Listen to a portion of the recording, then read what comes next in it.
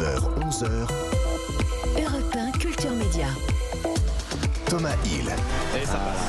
Et ça passe, et l'Argentine est championne du monde. L'Argentine, championne du monde pour la 3e fois dans son histoire. Et les pleurs sont partout. Les pleurs sont bleus de France. Ah oui, ça fait un petit peu mal de réécouter ça. La voix de Greg Margoton hier soir sur TF1 après la défaite de l'équipe de France au tir au but. On va faire le bilan de ce matin de cette Coupe du Monde avec le patron des sports de TF1, seul diffuseur en clair de la compétition. Bonjour Julien Millereux. Bonjour Thomas. Merci d'être avec nous. Alors on l'a dit hier, la finale a réuni plus de 24 millions de téléspectateurs. Alors malgré la défaite, le scénario était quand même idéal pour TF1 avec prolongation et tir au but. C'est formidable pour vous ça. C'est sûr que le scénario était incroyable, ouais. un ascenseur émotionnel pour tout le monde. C'était fou. Alors nous forcément on l'a vécu encore plus intensément. Parce que en vous tant que étiez supporter, j'étais à TF1 en régie avec mes équipes. Mais c'est vrai que quand on a vu le début de match des Bleus qui sont complètement dominés par l'Argentine, on a presque envie de plus y croire. On est abattu. Et ce scénario, ce retournement de situation montre encore une fois la capacité de résilience de notre équipe de France qu'ils ont montré depuis le début de la compétition. Ils sont revenus de tout. Voilà. Après, malheureusement, la fin est un peu tragique. Ouais. Mais en tout cas, nous, on est très fiers de cette équipe de France. Et alors, plus globalement, quand on voit les audiences importantes de l'ensemble de la compétition, une moyenne qui tourne autour de 7,5 millions de téléspectateurs par match, c'est ça, je dis pas de bêtises. Visiblement, les appels au boycott n'ont pas du tout fonctionné. Ça vous a inquiété, vous, avant le démarrage de cette coupe ?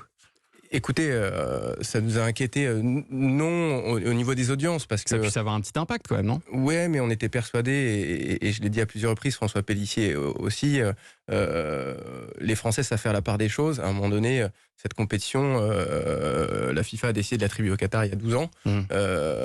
C'est ni la responsabilité des joueurs qui étaient sur le terrain, ni la responsabilité des Français, et qu'à un moment donné, c'est pas aujourd'hui qu'il fallait se réveiller. Après qu'on s'indigne, nous on l'a toujours dit, on comprend, et d'ailleurs on a traité des sujets qui fâchent dans nos journaux télévisés, sur LCI. Après ça reste une compétition de football à laquelle l'équipe de France participe, dont elle était tenante du titre, et nous on ne peut pas priver les Français d'un tel événement, et encore plus aujourd'hui vu le parcours des Bleus. Les Français s'en sont pas privés, les matchs des Bleus ont même réuni 2 millions de téléspectateurs de plus que lors de la dernière Coupe du Monde. Comment est-ce que vous l'expliquez ça ? Est-ce que c'est seulement dû au fait de ce qu'on racontait tout à l'heure avec Rémi, le fait que Médiamétrie aujourd'hui mesure également à l'extérieur de chez soi, c'est-à-dire notamment dans les bars, l'audience qui peut être effectuée. Il y a nécessairement un impact positif, même si encore une fois, vu la temporalité de cette Coupe du Monde, je pense que la consommation hors domicile, ce qu'on appelle hors domicile, est peut-être moins importante qu'elle a pu l'être sur des Coupes du Monde en été. Mais je pense que donc il y a cet effet-là. Il y a aussi la saisonnalité qui est assez favorable en termes de consommation télé de manière générale. C'est l'effet hiver, quoi. Exactement. On a envie d'être en famille, entre amis, chez nous. Et puis il y a aussi cette attractivité de l'équipe de France qui, à la fois sportivement, performe, et qui elle a été un peu contre vents et marées avec toutes les blessures avant la compétition. Tout était contre elle. Et en fait, avec tous ces jeunes joueurs qui sont arrivés, il y a aussi un vent de fraîcheur. Je pense qu'elle a une image sympathique, au-delà même des résultats sportifs, et ça c'est extrêmement positif pour nous. Et alors pourtant, malgré tous ces millions de téléspectateurs, il semblerait que l'événement ne soit pas forcément rentable pour TF1. C'est en tout cas ce que nous explique Bruno Fraiolier, directeur de la rédaction de sportbusiness.club, au micro de Rémi Jacob. Écoutez. Un grand événement sportif pour une chaîne de télé n'est jamais rentable. C'est plus une question d'image, de prestige pour la chaîne. À une exception près, TF1 a été rentable sur la Coupe du Monde féminine 2019. Mais là, c'est parce que les droits, finalement, n'étaient pas très élevés, en tout cas beaucoup moins élevés que ceux payés pour une Coupe du Monde masculine.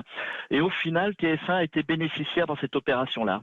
Voilà, le foot féminin est finalement peut-être un meilleur placement pour vous. C'est vrai, ça, c'est impossible à rentabiliser une Coupe du Monde masculine de foot, même avec une finale comme ça qui va jusqu'au tir au but. Écoutez, c'est des événements qui coûtent extrêmement cher, c'est un secret pour personne. On parle de 70 millions d'euros de droits, c'est cet ordre d'idée. J'ai pas vocation à commenter les chiffres, c'est des chiffres confidentiels de toute façon, donc après il y a des informations qui circulent, mais ça coûte extrêmement cher. Il y a en plus un fort aléa sportif. Alors aujourd'hui, on est là, record historique, c'est exceptionnel. Finale avec l'équipe de France, prolongation de tir au but. Il y a eu des compétitions où sportivement ça nous a moins souri. Et il faut savoir que les chaînes de télévision, soit TF1 ou d'autres, le prix est le même. Donc il y a un fort aléa sportif. Donc c'est aussi pour ça qu'il faut aussi saluer les chaînes comme TF1 qui continuent d'investir beaucoup d'argent et prendre beaucoup de risques pour continuer à offrir aux Français ces grands événements gratuitement en clair. Donc ça, c'est important. Après, oui, il y a des recettes publicitaires qui sont importantes, mais c'est extrêmement compliqué de rentabiliser ces événements.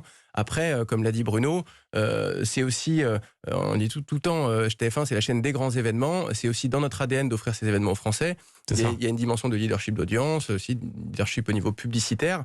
Et ces grands événements doivent être sur nos antennes. Donc vous acceptez en clair de perdre un petit peu d'argent pour l'image de TF1, pour l'image leader de TF1. C'est pas qu'une question d'image, c'est une question de puissance aussi. Ouais. C'est des événements qui sont extrêmement fédérateurs. Et encore une fois, quand je parlais d'ADN, on parle d'événements qui sont je pèse mes mots, mais vecteurs de cohésion sociale aussi. On traverse des temps qui sont pas forcément les plus joyeux de l'histoire, avec un peu de lourdeur.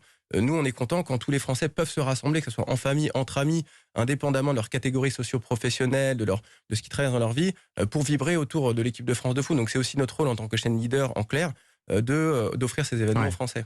Et alors on le disait, grosse audience pour les matchs. En revanche, petite déception peut-être pour le MAG de Denis Brognard qui avait beaucoup de mal à garder les téléspectateurs après le match. Est-ce que vous subissez pas la montée en puissance des chaînes info qui eux aussi font des débriefs après le match et qui sont peut-être aussi plus libres dans leurs paroles finalement? Alors je suis pas d'accord avec vous sur le constat d'audience. Les magazines, on sait que de toute façon on ne pourra pas garder l'intégralité des gens qui ont regardé le match. On sait qu'en général, on garde entre 30 voire 40% de l'audience du match. Donc c'était en ligne avec les audiences des pourcentages des précédents événements et qu'on a fait un travail remarquable avec les rédactions. On est encore une fois... On a peu de référentiel, la Coupe du Monde, elle se déroule en hiver. Est-ce qu'on consomme la même manière la télé? Est-ce qu'à 22h, là où on était, on va peut-être se coucher plus tard, on a envie d'en avoir une dose? Peut-être que là, on va vaquer à ses occupations, voire aller se coucher. Bon, c'est compliqué à analyser de manière rationnelle, mais dans les magazines, je trouve, étaient de très bonne qualité. On fait des scores d'audience remarquables. Et d'ailleurs, j'en profite pour remercier toutes les équipes de la direction des sports, que ce soit au niveau éditorial, production ou technique. Mais c'était moi, en tout cas, je suis fier de ce qu'on a fait et en audience, ça a fonctionné. Rémi? En audience, on parlait tout à l'heure dans le journal des médias de l'audience moyenne, 24 millions, mais il y a eu un pic, il faut le signaler, pic pendant les tirs au but. Pic exceptionnel, un pic à 29,4 millions de téléspectateurs. Ça fait rêver. C'est considérable et je donnerai un autre chiffre aussi, 80% de part d'audience. C'est un record également. Absolument. Sur les 25-49 ans, on est à 86,7% parce que pendant cette Coupe du Monde, quand on essayait tous d'analyser les audiences, alors oui, c'est des super scores, mais la part d'audience est inférieure. Bon, il y avait des verre à moitié plein ou à moitié vide. Aujourd'hui, il n'y a pas de débat en fait. Ouais. Voilà, ni sur la part d'audience, ni sur le chiffre. Les pubs auraient-elles pu être plus chères qu'elles ne l'ont été, 330 000 €? Oh, écoutez, moi, je gère pas la régie publicitaire, mais je pense que les tarifs étaient... pour nous, c'est important c'est des espaces publicitaires rares, extrêmement puissants. Et au-delà du volume de vente, c'est garder la valeur de ces espaces-là. Nous, comme je vous l'ai dit, on paye cher ces événements-là parce qu'ils sont rares, ils sont puissants. On doit le refléter aussi dans nos écrans publicitaires. En tout cas, la belle histoire, elle devrait se poursuivre pour vous dans les années à venir parce que vous avez déjà signé les prochains grands événements des Bleus, c'est ça? Ça va continuer sur Exactement. TF1? Alors déjà, on va les retrouver dès le 24 mars pour France-Pays-Bas parce que les qualifications à l'Euro 2024 commencent, donc ça sera sur TF1. Donc on a sécurisé de nouveau l'exclusivité des Bleus jusqu'à 2028. Donc tous les matchs de l'équipe de France, les 10 matchs par an seront sur TF1. D'accord. L'Euro 2024, on a également des grands clairs. Et on a l'Euro 2028, donc les 25 meilleures affiches. Et avant cela, Coupe du Monde de rugby l'année prochaine. Ouais. On espère que l'équipe de France et de hand aussi. Et de hand, bien sûr, dès janvier. Ça aussi, c'est chez vous. Exactement, dès janvier. Et la Coupe du Monde de rugby en France, qui va être un énorme événement, on en est convaincu, avec une équipe de France qui, j'espère, nous amènera aussi loin que celle du foot. Ça, c'est pour septembre, octobre. On parle aussi de documentaires à venir sur l'épopée des Bleus. Est-ce que c'est toujours d'actualité malgré la défaite? Bien sûr, on a un projet de documentaire qui devrait sortir très bientôt. Grâce au travail qu'on fait au partenariat avec la Fédération française de football. J'ai pas encore la date à vous communiquer, mais ça va Vous avez un titre ou pas encore? Merci les Bleus. Merci les Bleus. Et merci Julien Millereux d'avoir été avec nous ce matin, directeur des sports à TF1. Et on vous souhaite de bonnes vacances parce que j'imagine que vous allez pouvoir souffler un petit peu maintenant. Merci d'être venu sur Europe 1 ce matin. On se retrouve dans un instant avec un animateur qui a commenté plusieurs Coupes du Monde, notre patron à tous, Michel Drucker. À tout de suite. Michel Drucker en direct sur Europe 1.